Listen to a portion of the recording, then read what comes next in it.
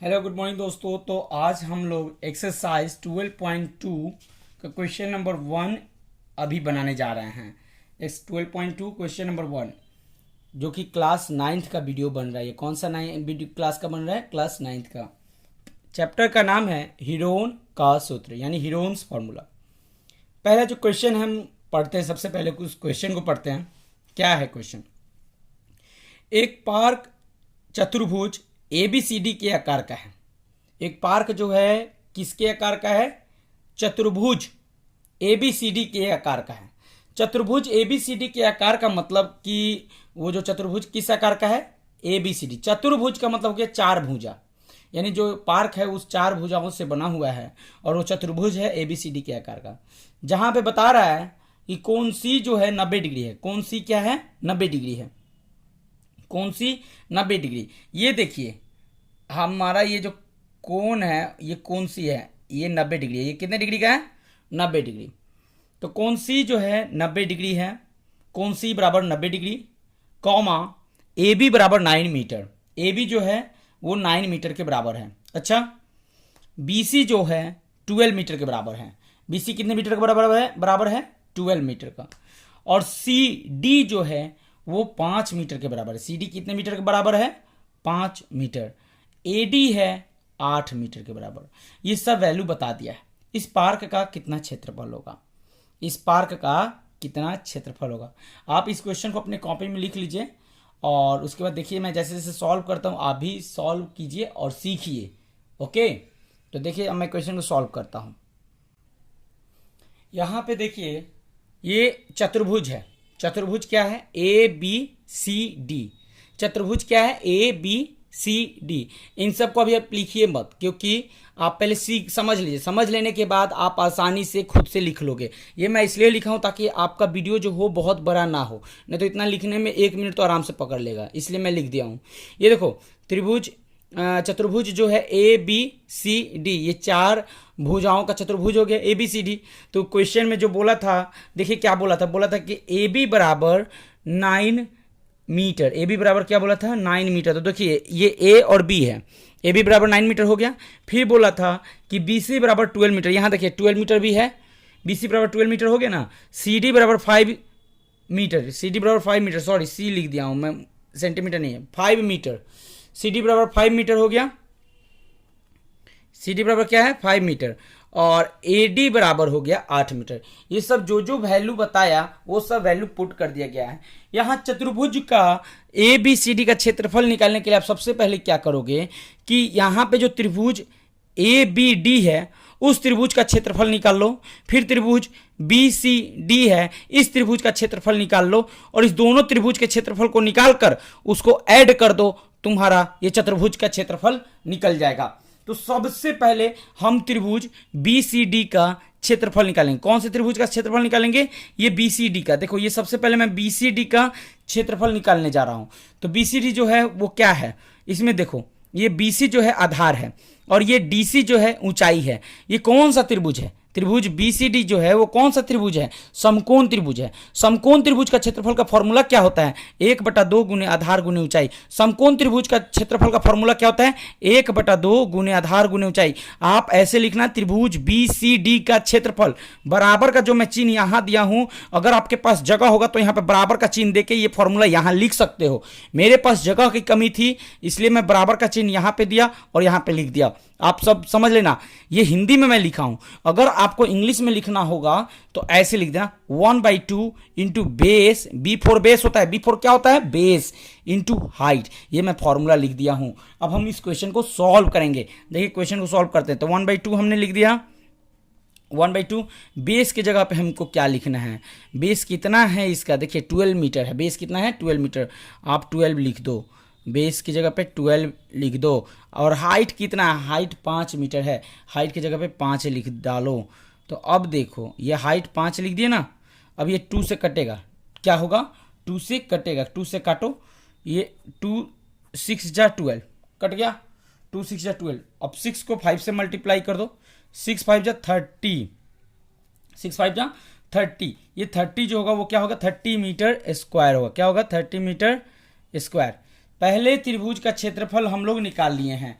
त्रिभुज जो बोला था कि बी सी डी का हमने क्षेत्रफल यहाँ पे निकाल लिया। त्रिभुज बी सी डी का क्षेत्रफल क्या आया? 30 मीटर स्क्वायर। क्या आया जी? 30 मीटर स्क्वायर, भूलना नहीं है। त्रिभुज बी सी डी का क्षेत्रफल कितना है? 30 मीटर स्क्वायर। अब हम त्रिभुज निकालेंगे ए बी डी। कौन से त्रिभुज का क्षेत्रफल निकालेंगे? त्रिभुज ए बी डी का।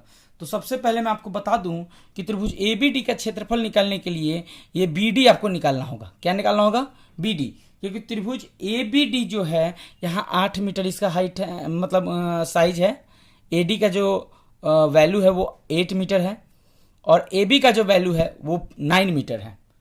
लेकिन त्रिभुज में 3 भुजा होती हैं, तो 2 भुजा का वैल्यू तो आपको पता है 8 मीटर और 9 मीटर, लेकिन एक तीसरा भी भुजा है यहाँ पे जो बी डी है। इस बी डी का वैल्यू आपको निकालना होगा। आप बताओ जरा मुझे कि ये बी डी का वैल्यू आप कैसे निकालोगे? कैसे बी डी का वैल्यू निकालोगे? अगर आप जानते हो तो जल्दी बता दो, और नहीं तो कमेंट में लिख डालो कि सर मुझे नहीं पता है, आप बताओ, मैं बताऊंगा। और नहीं तो जानते हो तो फट से कमेंट में लिख दो कि सर ये तो पाइथागोरस प्रमेय से निकलेगा। अब समझ में आ गया ना पाइथागोरस प्रमेय? तो पाइथागोरस प्रमेय का नाम सुन के कुछ बच्चे ऐसे भी होंगे जो कि पाइथागोरस प्रमेय को जानते होंगे, पाइथागोरस प्रमेय को जानते होंगे कि कैसे हमें निकालना होगा। यहां देखो ये 8 मीटर है और ये 9 मीटर है। ये सबसे लंबा साइज है, इसको बोलते हैं कर्ण। हम कर्ण मान लेते हैं। ये हमें बी डी निकालने के लिए पाइथागोरस प्रमेय का हम उपयोग करेंगे और पाइथागोरस प्रमेय का उपयोग करके हम बी डी का वैल्यू निकालेंगे। अभी मैं पाइथागोरस प्रमेय का उपयोग करके बी डी का वैल्यू निकालूंगा, देखते रहिए। अब हम ये करेंगे त्रिभुज ए बी डी सी त्रिभुज का तो क्षेत्रफल हम लोग निकाल चुके हैं। तो बी डी सी त्रिभुज का जो क्षेत्रफल निकाले हैं तो वो हम एक तरफ रहने देते हैं। ये बी डी सी त्रिभुज का क्षेत्रफल एक्चुअली फिर से फिगर बनाना पड़ा है, तो कोई बात नहीं, आपको समझना है। त्रिभुज ए बी डी में अब आइए, ए बी डी में आपको ए डी बराबर 8 मीटर दिया हुआ है और ए बी बराबर 9 मीटर दिया है। अगर हीरोन का सूत्र यहाँ पे लगाते हैं तो आपको तीनों त्रिभुज, मतलब त्रिभुज की तीनों भुजाओं आपको पता होना चाहिए। तीनों भुजाएं, ये मतलब जैसे ए डी है ये भी पता होना चाहिए, ये ए बी है ये भी आपको पता होना चाहिए, और यहाँ पे जो बी डी है, ये बी डी जो डायगोनल है इस चतुर्भुज का, ये बी डी भी आपको पता होना चाहिए।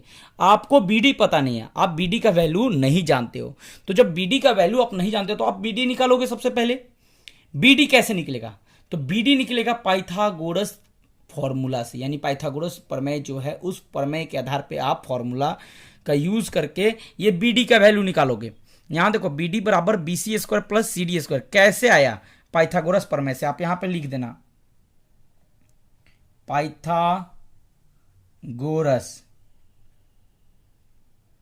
पाइथागोरस प्रमेय से लिख दिया हूं, पाइथागोरस प्रमेय से। तो पाइथागोरस प्रमेय यानी कि जो बी डी है, इस बी डी बराबर क्या होता है? वर्गमूल, ये अंडर रूट हो गया B C square plus C D square. ये बी सी हमारा ये 12 का स्क्वायर कर दीजिए और ये 5 का स्क्वायर। तो देखो सबसे पहले मैं 12 का स्क्वायर कर देता हूँ, 12 का स्क्वायर प्लस 5 का स्क्वायर। 12 का स्क्वायर करूँगा हो जाएगा 144 और 5 का स्क्वायर करूँगा हो जाएगा 25। मतलब 5 का स्क्वायर करूँगा तो 5 25। 12 का वर्ग कैसे हुआ? 12 को 12 से गुना कीजिए, 12 को 12 से गुना कीजिएगा तो क्या होगा? 144 होगा ना, मैंने लिख दिया यहाँ पे। और ये 5 का वर्ग यानी कि 5 को 5 से जब आप गुना करोगे तो क्या होगा? 5 25 होगा ना, तो ये लिख दिया। अब इस दोनों को आप जोड़ दो, 144 और 25 को जोड़ो तो 144 और 25 को जब जोड़ोगे तो क्या आंसर आएगा? जल्दी बता दो। 169 आएगा। क्या आएगा? 169। तो जो 169 वैल्यू आया इसका वर्गमूल निकालना है। क्या निकालना है? वर्गमूल। तो वर्गमूल जो आप निकालिएगा उसका वर्गमूल हो जाएगा 13। कितना हो जाएगा? 13। ये हमने यहाँ पे लिख दिया, ये 13 वर्गमूल आया। यानी कि जो बी डी का वैल्यू है वो 13 है। बी डी का वैल्यू कितना है? 13। बी डी का वैल्यू कितना है? 13। अब ये बी डी का वैल्यू आप निकाल लिए हो। जब बी डी का वैल्यू निकाल लिए तो हीरोन का फॉर्मूला यूज करके सबसे पहले हीरोन के सूत्र में आप 12.1 का सारा क्वेश्चन बनाए होंगे, तो सबसे पहले एस निकालते हैं। क्या निकालते हैं जी? एस। एस कैसे निकालते हैं आपको मैं बता दे रहा हूं। एस बराबर क्या होता है formula? A plus b plus c by में 2। अब देखो यहां पे a plus b plus c by 2, तो ए और बी और सी का वैल्यू आप ऐड कर दो सबसे पहले। मान लो कि यहाँ पे ये जो है ए हो गया, ये बी हो गया, ये बी डी आपको पता नहीं था, बी डी अभी हम लोग निकाले हैं। बी डी का वैल्यू कितना आया 13 आया, बी डी का वैल्यू कितना आया 13, यहाँ पे आप लिख दो 13, बी डी का वैल्यू 13 लिख दिए। तो यानी कि हमें तीनों मतलब त्रिभुज की तीनों भुजाएं हमें पता हो गई कितनी कितनी हैं। तो ए हम लिख दिए 8, बी लिख दिए 9, और ये बी डी जो है उसका वैल्यू लिख दिए 13। सबको जोड़ डालो, ऐड करो और करके 2 से डिवाइड करो। 8, 9 और 13 को जोड़ो तो जरा कितना हो रहा है। तो मान लो कि 8 और 9 जोड़ोगे तो कितना होगा, 8 और 9 17 हो जाएगा। 17 में 13 जोड़ दो तो 17 और 3 20 10 30, यानी कि सबको जोड़ने पे कितना आया जी रिजल्ट, जरा एक बार फिर से बोलो 30 आया। 30 को अब 2 से भाग दो, 30 को 2 से भाग दोगे तो क्या हो जाएगा, कटेगा कितना बार में, 15 बार में। यानी एस का जो मान होगा वो 15 होगा। एस का मान कितना होगा 15, यहाँ पे लिख दो एस बराबर जो हो गया वो 15। एस का वैल्यू कितना आया 15। अब त्रिभुज का क्षेत्रफल लगाओ, एस का बराबर एस का वैल्यू जो हुआ 15 हुआ, लिख दिए। अब हीरोन का सूत्र लगाकर हम त्रिभुज का क्षेत्रफल निकालेंगे।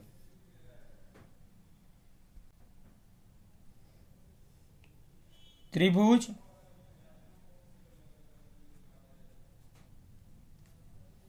ए बी डी का क्षेत्रफल,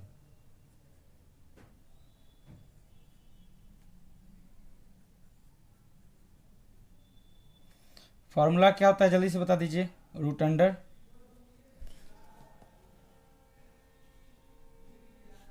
बताइए क्या क्या होता है। त्रिभुज ए बी डी का क्षेत्रफल होता है रूट अंडर एस, ब्रैकेट के अंदर s minus a, s minus b, s minus c. यही त्रिभुज ए बी डी का क्षेत्रफल होता है, यही होता है त्रिभुज ए बी डी का क्षेत्रफल। अब एस का वैल्यू कितना आया था, अभी 15 आया था, बहुत अच्छा। एस का वैल्यू जो आया था वो 15 आया था, आप लिख दो 15।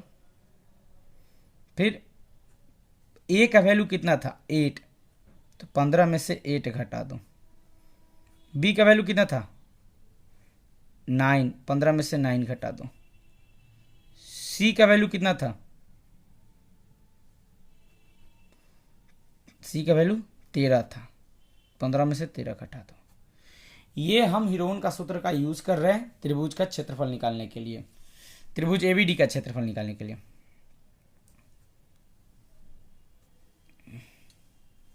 15 का 15 हम लिख देंगे, 15 में से 8 गया, 15 में से 8 गया हो जाएगा 7, लिख दो। 15 में से 9 गया, लिख दो 6। 15 में से 13 गया 2। अब आपको क्या करना है ना कि तोड़ना है, कैसे तोड़िएगा ये भी मैं बता दे रहा हूं। ये 15 को तोड़िए तो 3 5 जा 15, 15 को तोड़िएगा तो क्या हो जाएगा 3 5 जा 15, यानी 3 5 15, 15 टूट गया, 3 5 15। 7 जैसे वैसे लिख दीजिए। 6 को तोड़िए, 6 को तोड़िएगा तो 3 दूना का 6 हो जाएगा, और ये 1 2 अलग से है, इसको रख दीजिए 2, और ये वर्गमूल। अब इसमें जोड़ा बनाइए। जोड़ा क्या है, 3 का जोड़ा है, 3 का जोड़ा है और 2 का जोड़ा है, तो 3 बाहर निकलेगा और फिर 2 बाहर निकलेगा। अब रूट के अंदर में क्या रहेगा ये बताइए सबसे पहले। तो देखिए 5 का जोड़ा नहीं है और ये 7 का भी जोड़ा नहीं है। जब 5 और 7 का जोड़ा नहीं है तो हम इसे क्या कर देंगे, गुना कर देंगे। 5 7 जा 35, तो रूट के अंदर में हो जाएगा 35, यानी आंसर फाइनली जो आएगा 3 दूना का 6 हो जाएगा, 6 रूट 35। देखिए 6 रूट 35 हुआ ना। अब हम 6 रूट 35, अब चतुर्भुज जो है इस 6 रूट 35 का रूट 35 का वैल्यू आपको निकालना होगा। रूट 35 का वैल्यू क्या करना होगा, निकालना होगा। कैसे निकालिएगा, रूट 35 का वर्गमूल आपको निकालना है। कैसे निकालिएगा, लॉन्ग डिवीजन मेथड से। कौन से मेथड से निकालना होगा, लॉन्ग डिवीजन मेथड से। अब आपको मैं बता रहा हूं कैसे लॉन्ग डिवीजन मेथड यूज कीजिएगा। ये देखिए रूट 35 का वर्गमूल मैं निकाल के आपको बता रहा हूं, इसी वीडियो में बताऊंगा। ये क्लास 8 का चीज है। अगर आपको आता है तो भी बहुत अच्छी बात है, अगर नहीं आता है तो मैं इस 35 का वर्गमूल निकालना अभी के अभी बताऊंगा। क्योंकि देखिए, जो बच्चे मेरे वीडियो से देखकर पढ़ रहे हैं वो बच्चे मजबूत भी हो सकते हैं पढ़ाई में और कमज़ोर भी हो सकते हैं।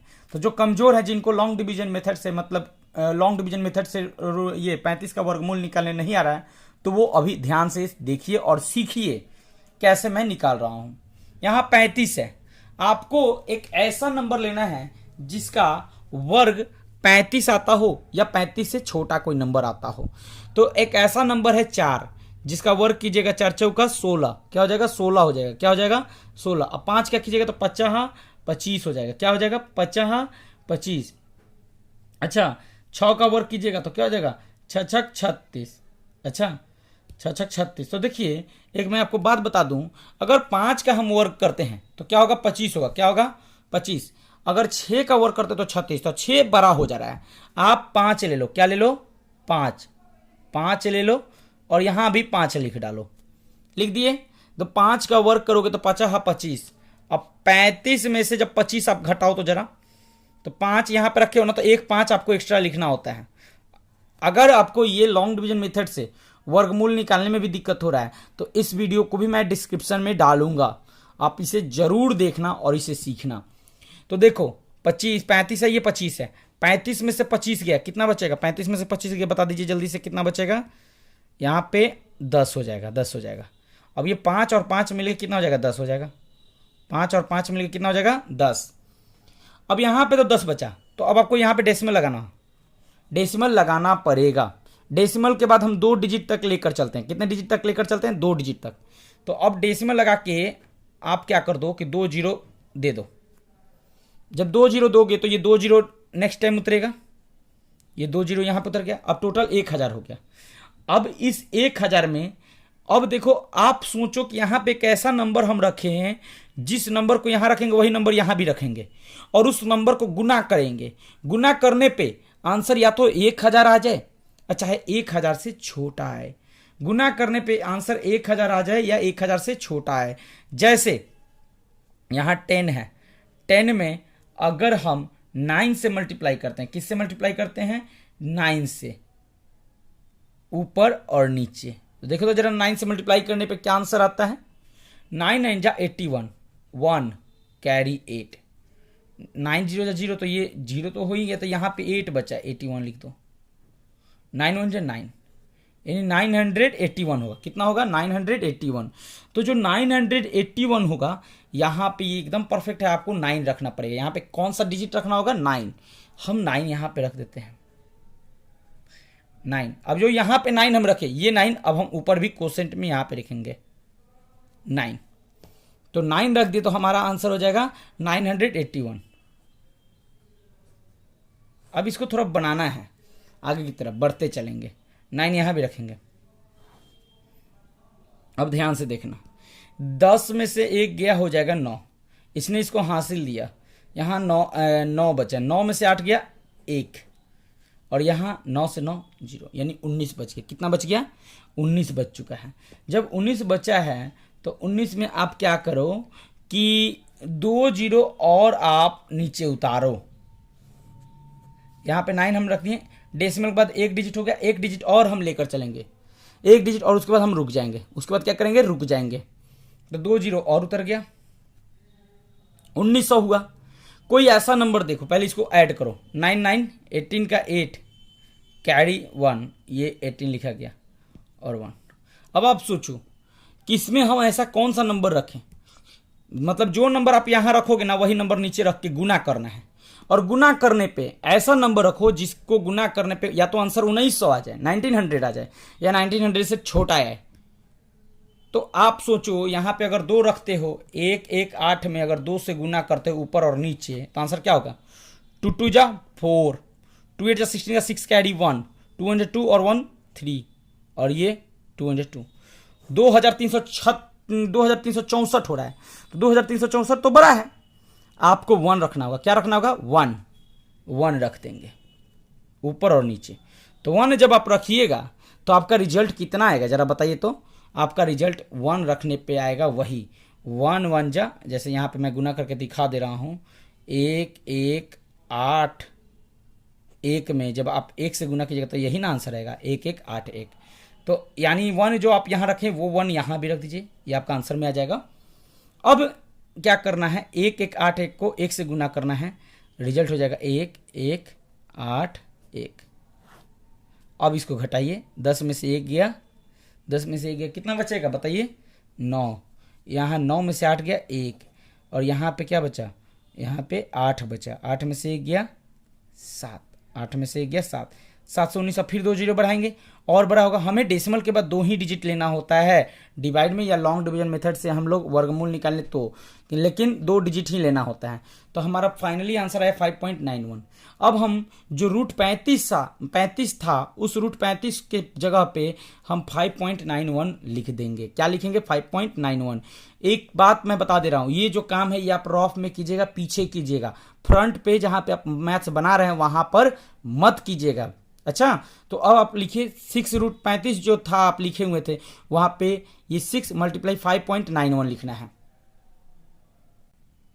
ये रूट 35 जो है गुना कर रहा है, इस रूट 35 की जगह पे हम लोग जब इस रूट 35 का वर्गमूल अभी निकाले हैं तो रूट 35 का वर्गमूल निकालें तो इसका वैल्यू कितना आया है, 5.91। कितना आया है जी, 5.91।